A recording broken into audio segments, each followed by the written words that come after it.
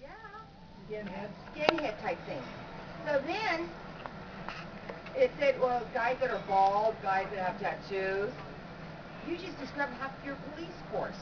Yeah. So I said, wait till, and I told this to the kids. When we had our big meeting at the American Legion, I said, right now, no more baggy pants. That's rule number 1. Number 2, you're going to buy shirts that fit you. That's number 2. Number 3, up here, the pants. And 4, you're going to let that hair grow out. No. None of this stuff no more. Because they're going to use that against you. They will use that against you. And they did. I'm actually glad the kids actually took my advice. They actually did get their hair grown out. Yes. Well, you guys were at the barbecue. I went to that event downtown at the police station that was sponsored by Lou Correa. And I hate to say this because I like Lou, but this thing looked like a Hitler Youth meeting. I mean, all these kids were in uniform. They all had Team Korea on the uniform. And then the police got up there and gave these incredibly stupid and banal, descriptions, of how bad it was to be a gang member, and and it was. They don't even know what a gang member is. I mean, if you look in the Webster Dictionary, it's just a group of people hanging out that have things. One guy that got up there on the stage, who was a youth activist. I forget his name, but he's an older Hispanic guy, and he was saying, this dad, was telling me that his kid's not in a gang. His kid's not a gang member. And I asked him, well, what does this kid wear? And he said, he wears these baggy pants, and he shaves his head, and he said, looks like a gang member to me.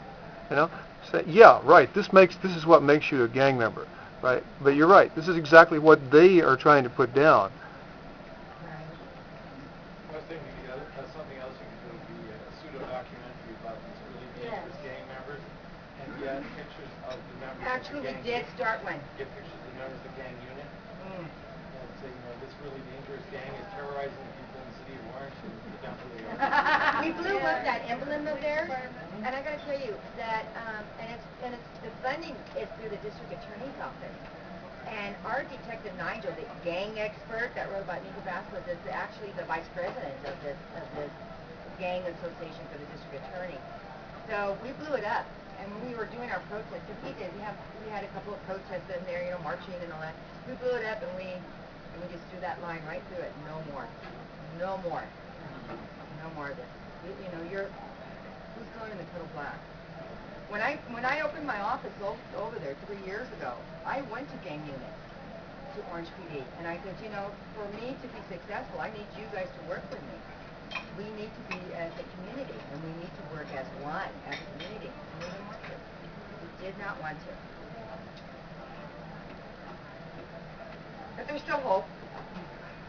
There's still hope. Yeah. I just want to say that your daughter is absolutely beautiful and very, very articulate. Yeah, thank you. And I think she has what the makings of someone who could be a great leader one day. And she probably already is a great leader. What are your aspirations?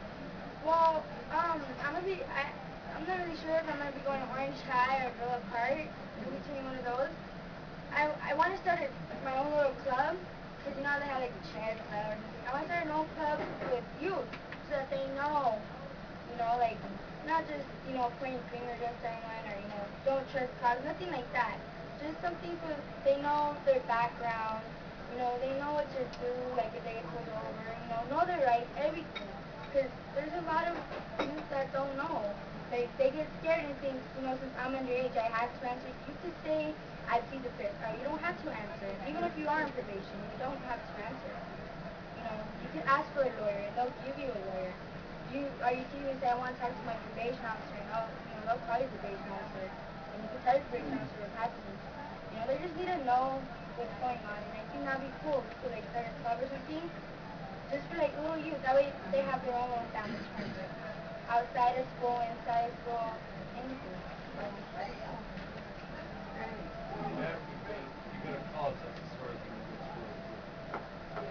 Yeah. She's already active now. She's a junior member for Chicano Unidos, which is really good, and ACLU as well. But she comes with us to our board meeting. That's She's great. She's our little, yeah. Yeah. Any responsibility of your community linking up with other communities that are suffering the same harassment? Yes. What we're in the process of doing, I'm going to start with Santanita first. That's a neighborhood in Santa Ana. And they just had another killing last weekend, I believe it was. I think it's the third one within like a couple of weeks. So I didn't get to make it to their last meeting, but what we're going to do, we're going to do a resource fair. And we're going to do it in September. And what I want to do is educate the parents, like we were talking about, educating the parents, educating the kids, just putting all that out there. But they have to understand, once you're on it, like they have that permanent, there's really not a whole lot we can do right now until this case is won. Until we can get it into the federal courts and feds and say yes, then we're good to go. Then we can actually really fight it. But right now we're just documenting. So that's what we're going to do. We're going to go to each neighborhood. We're going to start with Santa Ana, and then we're going to work our way up down to San Juan and San Clemente area. Well, the other thing that you mentioned, that mask goal, could you almost flip the script and say that the cops are really criminal? Yeah, and that's Yes. what we did do on our protest. And you know, a lot of people don't believe us. But this is what's truly happening. And I think that's why, I think they knew a lot of things that they didn't want us to know. And I think that's why it was dismissed so fast. Because they knew we were onto them. That's what I truly believe. Well, that's probably the basis of the arrest. Mm-hmm. Exactly. Yeah, Bill. There was a lady who spoke at the ACLU. Chuck knows her, Amina Kazi of CARE, and she's dealing with a lot of the same issues. So that the Muslim community, the youth in the Muslim community, are being targeted a lot, and so this is one logical place that you should check out. She's really good. I mean, she's an attorney herself for CARE. So if you could network with her, I think this would help. As far as the cops, I keep thinking that by the definition of a gang, probably a lot of what the cops are doing would qualify them as a gang. Well, yeah. And so why not go to a judge? We also found out that the Orange Police Department have their own little secret society. And I can't remember the name, so please don't quote me, but it has something to do like the Orange Brotherhood or something of another. But it's their own little secret society that they have.